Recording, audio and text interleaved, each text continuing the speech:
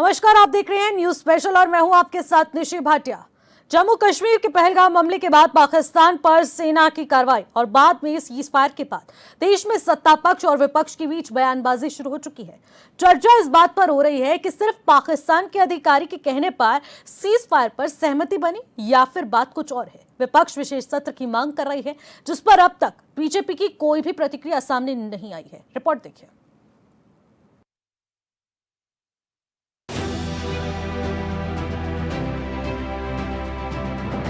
पहलगाम में हुए आतंकी हमले के बाद भारतीय सेना ने ऑपरेशन सिंदूर के तहत पाकिस्तान में घुसकर आतंकियों के ठिकानों को नेस्तनाबूद कर दिया।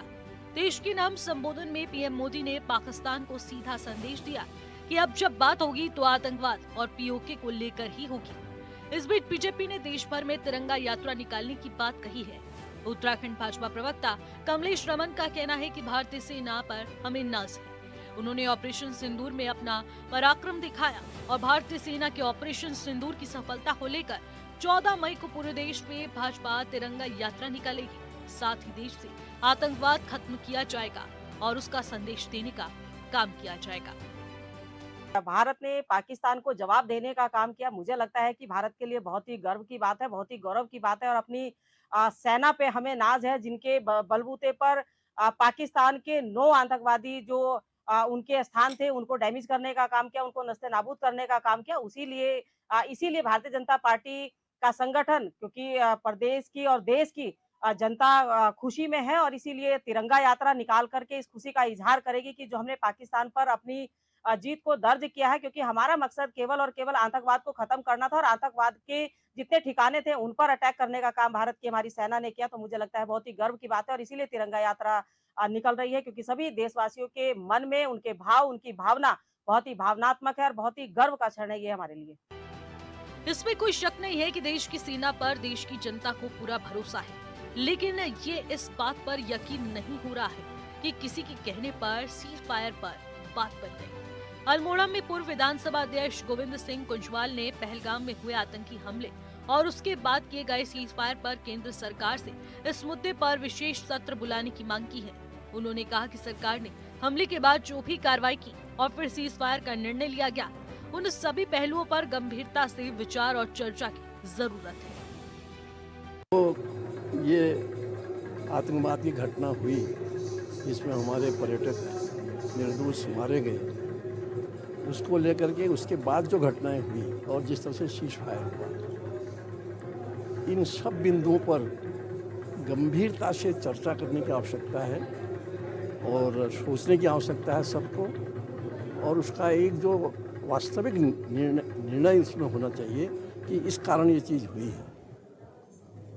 हम मानते हैं कि आतंकवादियों ने हमला कर दिया था, लेकिन उसके बाद जो सीज फायर हुआ उसके पीछे क्या सोच है, क्यों हुआ, क्यों हम पाकिस्तान के ऊपर गंभीरता से लड़ाई नहीं लड़ पाए, उनको हमने वो सबक नहीं सिखाने की कोशिश करी।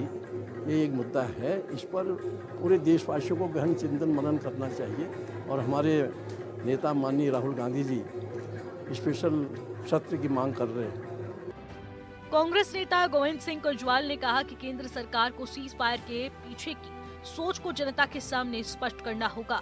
उन्होंने सवाल उठाया कि जब पाकिस्तान के साथ गंभीर लड़ाई की स्थिति है तो उसे कड़ा सबक क्यों नहीं सिखाया गया। उन्होंने ये भी कहा कि कांग्रेस नेता राहुल गांधी पहले ही इस मुद्दे पर विशेष सत्र बुलाने की मांग कर चुके हैं और अब सरकार को इस पर शीघ्र निर्णय लेना चाहिए। Bureau report HNN 24/7।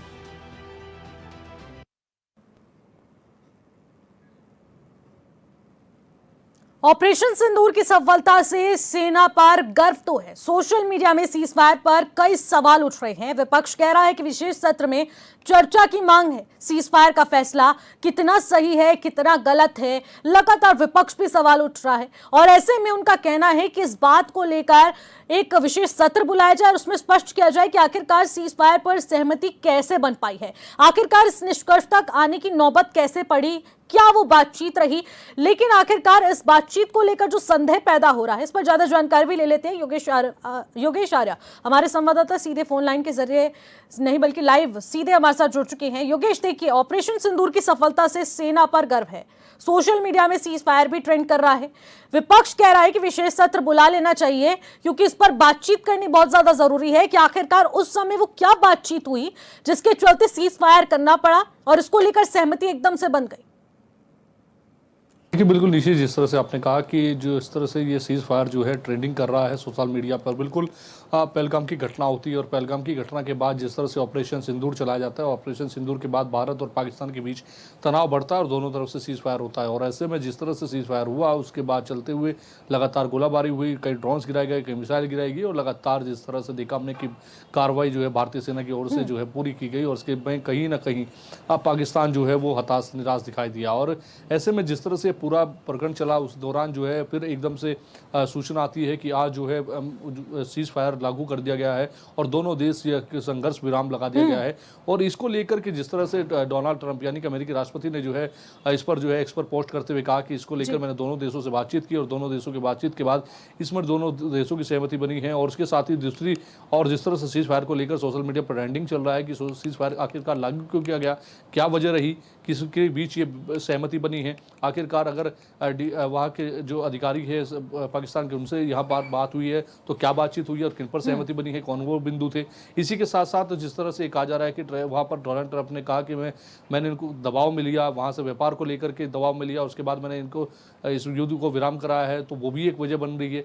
इसको लेकर के जिस तरह से कांग्रेस लगातार सवाल उठा रही है तो निश्चित तौर पर जो है कहीं ना कहीं कांग्रेस का कहना है कि जो सीज फायर लागू किया गया उसको देखना बेहद जरूरी है कि आखिरकार सीज फायर किसके शर्तों पर लागू किया गया है, किसकी कहने पर लागू किया गया है। क्योंकि सीज फायर लागू कर देना एकदम से और कह देना कि सीज फायर लागू हो गया है तो निश्चित तौर पर किन बातों पर सहमति बनी होगी बेहद जरूरी है और इसलिए विशेष सत्र बुलाने की मांग की जा रही है।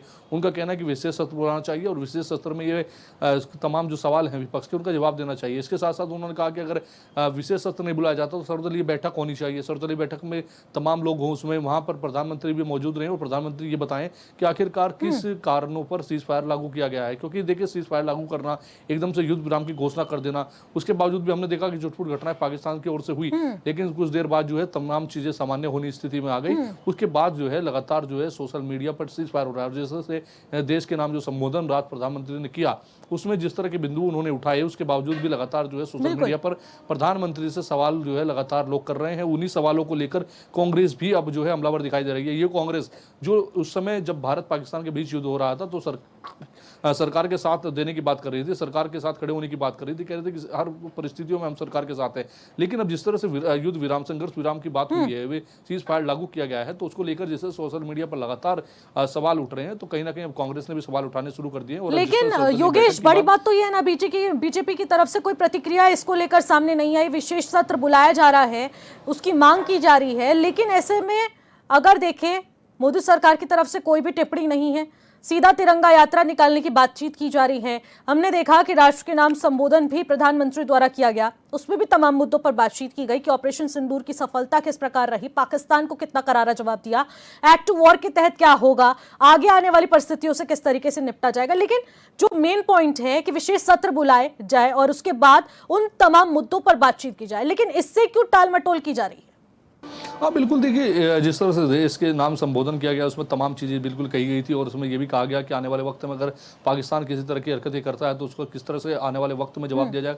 तमाम विषयों पर जो है चर्चाएं हुई, लेकिन जो मेन मुद्दा था कि सीज फायर क्यों लागू किया गया, इसके कहने पर लागू किया गया और आखिरकार एकदम से युद्ध विराम क्यों हुआ, इन तमाम बातों पर जिस तरह से लगातार सोशल मीडिया पर लोग सवाल उठा रहे हैं तो निश्चित तौर पर प्रधानमंत्री को जब देश के नाम संबोधन वो दे रहे थे उस वक्त उन्हें बताना चाहिए था कि आखिरकार ये सीज फायर लागू क्यों किया। क्योंकि देश की जनता जानना चाहती है बिल्कुल कि आखिरकार भारत और पाकिस्तान के तनाव के बीच आखिरकार एकदम से जब ये घोषणा होती है तो इसके पीछे की वजह क्या रही है, आखिरकार किन किन बिंदुओं पर सहमति बनी है और क्या इसमें वाकई जो राष्ट्रपति अमेरिका हैं डोनाल्ड ट्रंप, उनकी क्या सहभागिता है, मध्यस्थता उनकी वाकई में रही है। तो इन तमाम लेकर बातों को लेकर जिस तरह से सवाल उठ रहे हैं तो निश्चित तौर पर लाजमी है कि सर्वदलीय बैठक होनी चाहिए। इसके साथ साथ अगर सर्वदलीय बैठक नहीं होती तो विशेष सत्र बुलाना चाहिए और तमाम सवालों के जवाब देने चाहिए। क्योंकि बीजेपी की तरफ से इसमें पूरे मामले में प्रतिक्रिया न उठाना, सवाल लगातार कांग्रेस हो या विपक्ष कि अन्य तमाम पार्टियां हो लगातार सवाल उठा रही हैं, तो निश्चित तौर पर क्वेश्चन मार्क जो है उस क्वेश्चन मार्क को खत्म करना चाहिए और कहीं ना कहीं बीजेपी की ओर से चाहे भले ही कोई प्रवक्ता आए, चाहे भले ही कोई स्टैंड ले,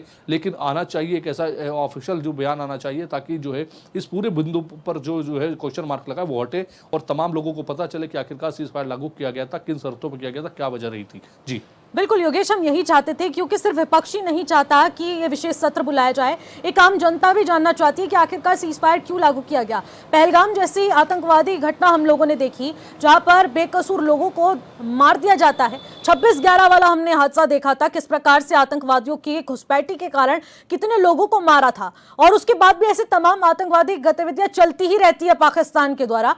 लेकिन ऐसे में ये जो वक्त था जब पीओके भी हासिल किया जा सकता था, क्योंकि लगातार यहां पर आम जनता भी यही गुहार लगा रही थी कि अब बिल्कुल वो सही समय है, करारा जवाब तो दिया जा रहा है, लेकिन पाकिस्तान को मुंह तोड़ जवाब देकर उसके घर में घुसकर मारना चाहिए था। लेकिन जब राष्ट्र के नाम संबोधन प्रधानमंत्री करते हैं, इस बात का जिक्र क्यों नहीं किया गया? क्योंकि सीज फायर कितना सही है, कितना गलत है, इसको लेकर क्यों स्पष्टता नहीं है? देखिए, बिल्कुल इन मुद्दों पर, बिंदुओं पर बिल्कुल जो है कहीं ना कहीं प्रकाश डालने की आवश्यकता थी। और जिस तरह से हम देखा कि 26/11 हो, जो पुलवामा हो, पहलगाम हो, तमाम ऐसे आतंकी घटना है जो हमने देखा कि लगातार जो है पाकिस्तान की सरपरस्ती में हुई है, और अगर उसका करारा जवाब भारतीय सेना ने दिया है तो कहीं ना कहीं बौखलाहट जो है पाकिस्तान की देखने को मिली है। इसमें कहीं ना कहीं जिस तरह से बौखलाहट देखने को मिल रही थी और लगातार जो है कार्रवाई भारतीय सेना की ओर से की जा रही थी, तो कहीं ना कहीं लोगों को उम्मीद थी कि इस बार जो है आर पार की लड़ाई होगी और इस बार जो है कहीं ना कहीं पीओके जो है वो हासिल हो जाएगा। और इस पर कहीं ना कहीं सब लोगों को उम्मीद थी, क्योंकि जब प्रधानमंत्री जो है तब कांग्रेस की सरकार हुआ करती थी, तब जो पीएम नरेंद्र मोदी जो है वो लगातार उस समय जब गुजरात के मुख्यमंत्री हुआ करते थे, वो हमेशा कहते थे कि हमारी सरकार आएगी तो हम एक सर के बदले 10 सर लाएंगे। तो वो कहीं ना कहीं उम्मीद इस बार जगी हुई थी कि पीओके को लेकर हासिल किया जाएगा, जवाब बहुत करारा दिया जाएगा, जिस तरह से लगातार जो है भारतीय सेना कारगर जवाब देने का काम भी कर रही थी। लेकिन एकदम से जब सीज फायर की घोषणा होती है, सब लोग ये समझने को कोशिश करते हैं कि आखिरकार सीज फायर, हालांकि कई लोगों को सीज फायर की चीज़ें समझ नहीं आई, बाद में चीज़ें समझ में आई कि आखिरकार सीज फायर होता क्या है, तो वो चीज़ें समझ में आई। लेकिन लोगों ने सवाल उठाने शुरू किए, तो निश्चित तौर पर ये सवाल जो है लगातार उठ रहे हैं, कहीं ना कहीं इनका जवाब देने की आवश्यकता है, क्योंकि पाकिस्तान मानने वाला नहीं है। पाकिस्तान आज मान सकता है, कल फिर जो है इन हरकतों को कोशिश करेगा, क्योंकि सरपरस्ती में उनके आतंकी पलते हैं, ये सबको पता है, सब देश ने देखा है, विश्व ने देखा है। तो निश्चित तौर पर आने वाले वक्त में अगर इस तरह की फिर से बातें सामने आएंगी, इस तरह के आतंकी अगर फिर देखने को मिलेंगे, तो निश्चित तौर पर सवाल उठना लाजमी हो जाएगा। क्या इन बातों पर सहमति बनी है कि आखिर आतंकवाद को लेकर के पाकिस्तान और भारत मिलकर काम करेंगे, या आने वाले वक्त में किस तरह से आतंक को मुंहतोड़ जवाब दिया जाएगा? तो ये तमाम सवाल जो है कहीं ना कहीं जनता और विपक्ष तमाम लोगों के जहन में उठ रहे हैं, और इसका जवाब देना बिल्कुल प्रधानमंत्री को देना चाहिए था। लेकिन अब देखना होगा कि बीजेपी की ओर से कब तक इन पर जवाब आता है। जी ठीक है योगेश, बहुत बहुत शुक्रिया, आप हमारे साथ जुड़े, तमाम जानकारी साझा करी। तो जिस प्रकार से देखने को मिल रहा है कि लगातार ये युद्ध और भी ज्यादा तेज हो चुका है, बल्कि अब तो ये पाकिस्तान और भारत का नहीं बल्कि आंतरिक युद्ध भी हो चुका है, क्योंकि सीज फायर को लेकर हर कोई जानना चाहता है कि आखिरकार ये सहमति बनी तो बनी कैसे। हमारे साथ जीतराम आर्य जो कि कांग्रेस के पूर्व विधायक है, वो भी हमारे साथ सीधे फोन लाइन के जरिए जुड़ चुके हैं। और इसके अलावा भी आपको बता दें कि केदार सिंह रावत जो कि बीजेपी के पूर्व विधायक है, वो भी हमारे साथ सीधे फोन लाइन के जरिए जुड़ चुके हैं। आप दोनों का मैं स्वागत करती हूं। और जीतराम जी, मैं आपसे ही सवाल लेना चाहूंगी। जीतराम जी, देखिए, बड़ा सवाल ये है कि आप लोग विशेष सत्र की मांग कर रहे हैं कि सीज फायर पर सहमति आखिरकार बनी तो बनी कैसे, लेकिन बीजेपी की तरफ से कोई प्रतिक्रिया सामने नहीं आ रही है।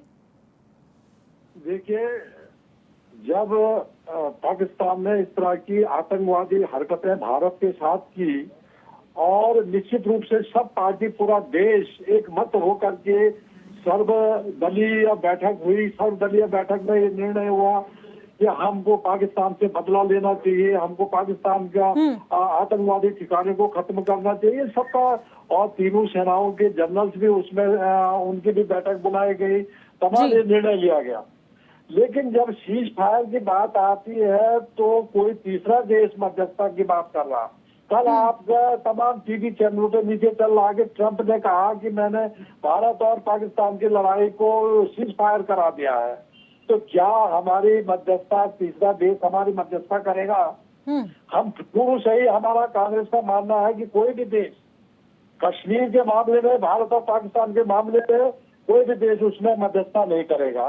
और आपका जो ट्रंप ने आपसे कहा और आपने सीज फायर कर दिया, आपने सर्वदलीय बैठक बुलानी चाहिए थी, आपने सेना के तीनों जनरलों को बुलाना चाहिए था, और उसके बाद आप समीक्षा करते कि हमको क्या करना चाहिए। तो जीतराम जी, आपके हिसाब से कितना सही कितना गलत है ये सीज फायर? अब आप सीज फायर कर रहे हैं, ये आरोप तो इससे तो आप बच नहीं सकते हैं।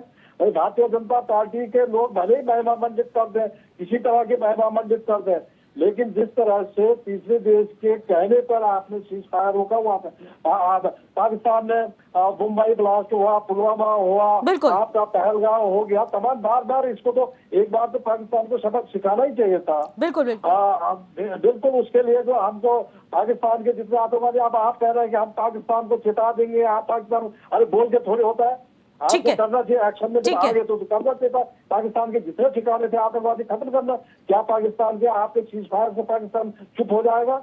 आपने पुलवामा हमले के बाद बिल्कुल सभी हमलों का बदला लेने का ये सही वक्त था। जीतराम जी, केदार जी, देखिए बड़ा सवाल उठ रहा है, विपक्ष लगातार इस सवाल की मांग कर रहा है क्योंकि वो चाहता है कि विशेष सत्र बुलाया जाए और सीज फायर आखिरकार क्यों लागू किया गया, क्या सहमति हुई, वो बातचीत क्या थी, ये जानने के लिए विपक्ष भी उत्सुक है और सारी आम जनता भी उत्सुक है, क्योंकि जिस प्रकार का माहौल देखने को मिल रहा है और उसी बीच एकदम से रातों रात ऐसी बातचीत होती है चार दीवारी के अंदर और उसके बाद सीज फायर के लिए सहमति बन जाती है। बड़ा सवाल है केदार जी। नहीं, देखिए, जहां तक पाकिस्तान का सवाल है, पाकिस्तान की जो ये गतिविधियां हैं ये तो कई वर्षों से जो है चल रही हैं और देश ही नहीं दुनिया जानती है कि पाकिस्तान आतंकवाद को जो है प्रश्रय दे रहा है और आतंकवाद को पाल रहा है और ये किस्म से उनका वो धंधा बन गया है फंडिंग को जो है इकट्ठा करने का और आतंकवाद के थ्रू जो है अपनी दुकानदारी चलाने का।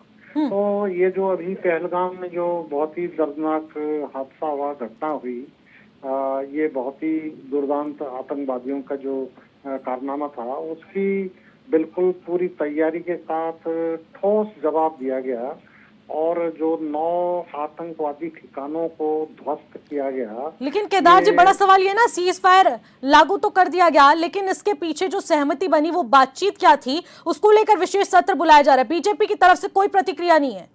सवाल ये है क्यों नहीं है? लोकतंत्र में अगर विशेष सत्र की मांग जो है विपक्ष कर रहा है तो विशेष सत्र बुलाया जाना चाहिए। लोकतंत्र तो बीजेपी की तरफ से कोई प्रतिक्रिया नहीं आई है ना केदार जी, इसलिए मैं पूछना चाह रही थी आपसे। नहीं, प्रतिक्रिया होगी जैसा भी है, लेकिन अभी तो जो है विपक्ष की तरफ से उठाई जा रही है बात को कि जो है वो विशेष सत्र बुलाया जाए, तो उसमें विशेष सत्र बुलाने की आवश्यकता होगी, विशेष सत्र बुलाया जाएगा। लेकिन जो सीज फायर, देखिए युद्ध जो है वो अंतिम परिस्थिति है, युद्ध से जो है किसी का फायदा नहीं होता, लेकिन युद्ध में सबक सिखाने के लिए या किन्हीं बातों को जो है अपने स्थापित करने के लिए युद्ध जो है आवश्यक हो जाता है, तो युद्ध भी किया जा सकता है। और युद्ध का ऐसा नहीं है सीज फायर हुआ है तो युद्ध की तैयारी चल रही है। अपार्ट फ्रॉम दैट बाकायदा बैठकें हो रही हैं, सेनाध्यक्षों की बैठकें हो रही हैं, सारी समितियों की बैठकें हो रही हैं, नेताओं की बैठकें हो रही हैं, तो युद्ध की तैयारी अपनी जगह पे है। सीज फायर थोड़ी देर के लिए रोक दिया गया है कि भाई चलिए, अगर जो ऑपरेशन सिंदूर था वो एक पहलगाम का जवाब देने के लिए था और अगर पाकिस्तान ने अपनी गतिविधियां फिर भी जो है नहीं रोकी तो फिर वो आगे अपेक्षा तो यही रहेगी कि जल्द से जल्द इनको करारा जवाब भी दिया जाए। सीज फायर को लेकर सहमति बनी है वो बात अलग है, लेकिन विशेष सत्र की मांग जो विपक्ष कर रहा है जल्द से जल्द उस पर भी बीजेपी की प्रतिक्रिया का इंतजार रहेगा। बहुत बहुत शुक्रिया, आप दोनों हमारे साथ जुड़े।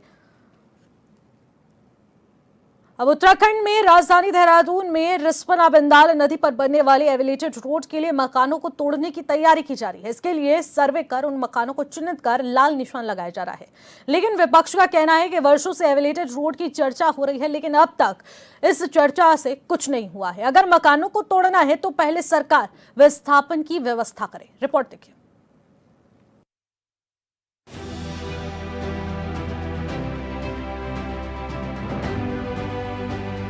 देहरादून शहर में 26 किलोमीटर लंबे एलिवेटेड रोड निर्माण के लिए मलिन बस्तियों पर कई घरों को तोड़ा जाएगा। इसके लिए मकानों पर लाल निशान लगाने का काम शुरू हो गया है। जिन भवनों पर लाल निशान लगाया जाएगा उनकी जमीन भूमि अधिग्रहण के दायरे में आ जाएगी। एक बार लाल निशान लगने के बाद भवनों के चिन्हीकरण की स्क्रूटनी भी की जाएगी, जिस पर विपक्ष का कहना है कि एलिवेटेड रोड के जद पर जिनके घर आ रहे हैं उनके पुनर्वास के लिए सरकार को योजना बनाकर उनके भविष्य को सुरक्षित करना चाहिए।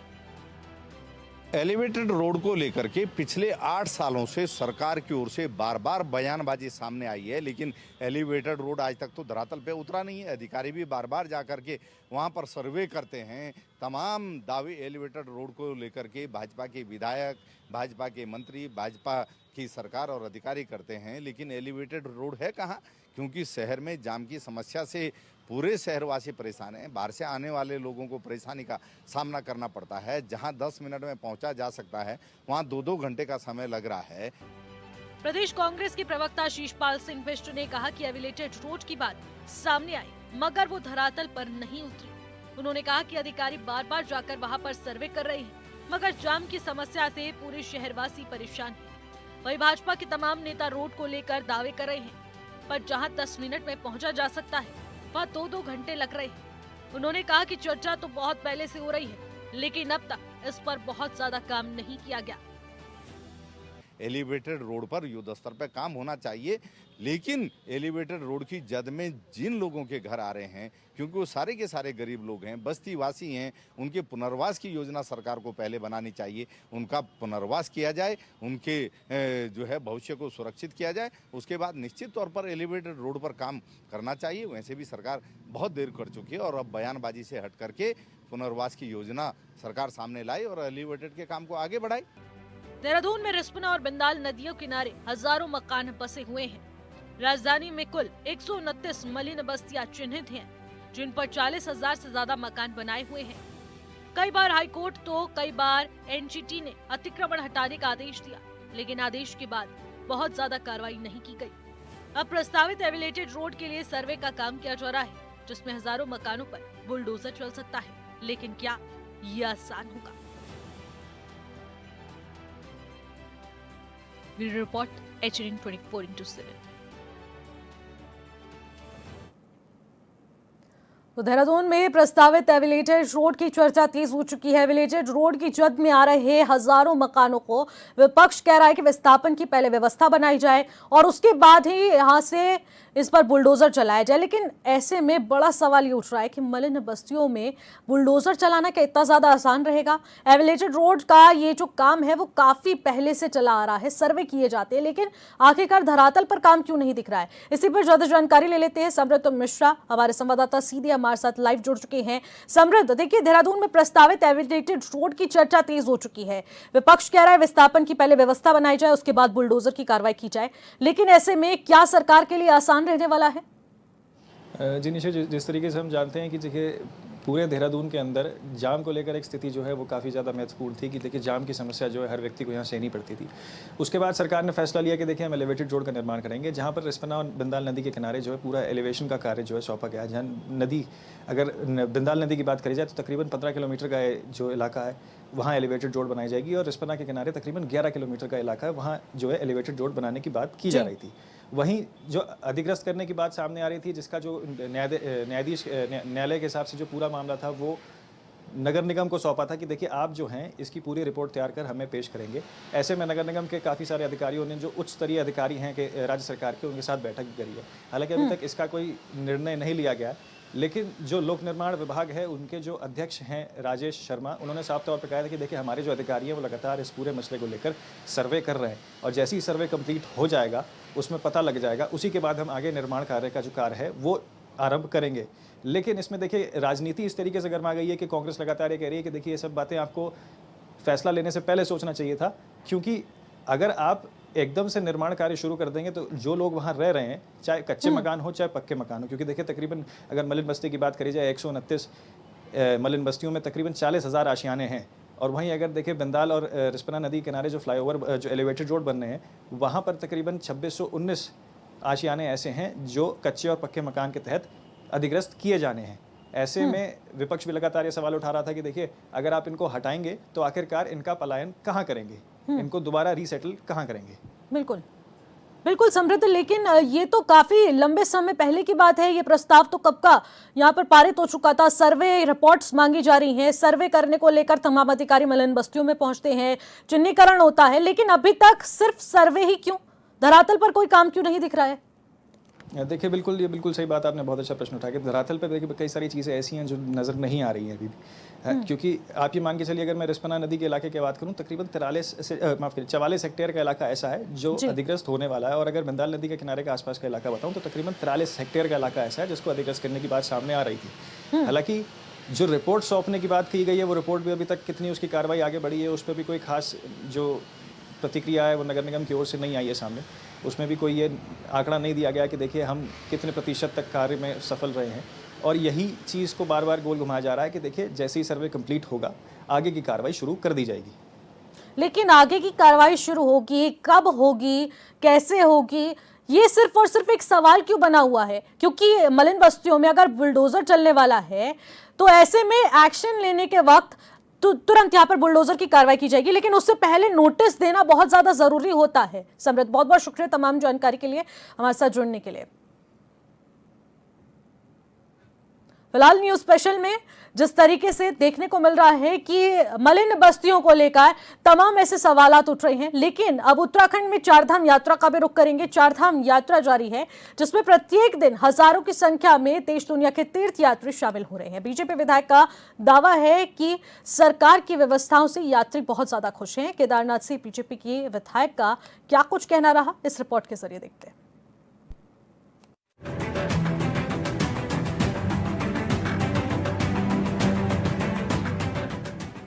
चारधाम यात्रा में 12 दिनों में ही 6 लाख से ज्यादा तीर्थ यात्री धामों के दर्शन कर चुके हैं। केदारनाथ धाम में प्रतिदिन 19 से 20 हजार श्रद्धालु दर्शन कर रहे हैं। पंजीकरण का आंकड़ा 28 लाख पार हो चुका है। मौसम की चुनौतियों के बावजूद केदारनाथ, बद्रीनाथ, यमुनोत्री, गंगोत्री धाम में दर्शन के लिए श्रद्धालुओं की भीड़ उमड़ रही है। देखिए ऐसी कोई बात नहीं है। इस साल तो मैं माननीय मुख्यमंत्री जी का बहुत बहुत धन्यवाद करूंगी। जिस तरह की व्यवस्था को लगातार उन्होंने चुस्त दुरुस्त करने का काम किया, चाहे हमारा NH है, मोटर रोड है, चाहे पैदल मार्ग है जो आपदा में क्षतिग्रस्त हो गया था 31 जुलाई 2024 को, तो वो सब चीज़ें व्यवस्थित की गई हैं। ऊपर केदार धाम में भी सारी चीज़ें व्यवस्थित की गई हैं। केदारनाथ विधायक आशा नौटियाल ने कहा कि सरकार की तरफ से की गई व्यवस्थाओं से श्रद्धालुओं में खुशी है। उन्होंने बताया कि केदारनाथ धाम में टोकन सिस्टम से यात्रियों को दर्शन कराया जा रहा है। टोकन सिस्टम से यात्री लाइन में लगकर बाबा केदार के दर्शन कर रहे हैं। वहाँ पर टोकन सिस्टम से जिस तरह से यात्रा दर्शन किए जा रहे हैं, यात्री बहुत खुश हैं। हम लोग भी कईयों को मिले हैं, उन्होंने कहा कि हमारे जो दर्शन है वो बहुत ही चंद मिनटों में हमारे दर्शन हो गए थे। तो आपस में कभी कभी बहुत ज़्यादा भीड़ होने की वजह से लगता है लोगों को कि हम सबसे पहले मेरे दर्शन हो, लेकिन व्यवस्थाएं बहुत अच्छी वहाँ पर हैं और किसी प्रकार के अगर व्यवस्थित तरीके से दर्शन करें तो कोई दिक्कत नहीं है। लेकिन सबको आजकल जल्दी रहती है कि सबसे पहले मेरे दर्शन हो। ऐसे में थोड़ा सा हो सकता है एक आध दिन व्यवधान रहा है, लेकिन व्यवस्थित तरीके से कई बार मतलब लोगों के दर्शन हो रहे हैं। साल 2024 में आपदा के बावजूद 46 लाख से ज्यादा तीर्थ यात्री धामों में पहुंचे थे। इस बार यात्रियों के लिए बेहतर व्यवस्थाएं की गई हैं। यात्रियों में खुशी है और सरकार को उम्मीद है कि सब कुछ अगर ठीक चलता रहा तो इस बार तीर्थ यात्रियों के आने के पुराने सारे रिकॉर्ड टूट जाएंगे। Bureau report HNN 24/7। फिलहाल न्यूज स्पेशल में मेरे साथ बस इतना ही। आप देखते रहिए HNN 24/7। नमस्कार।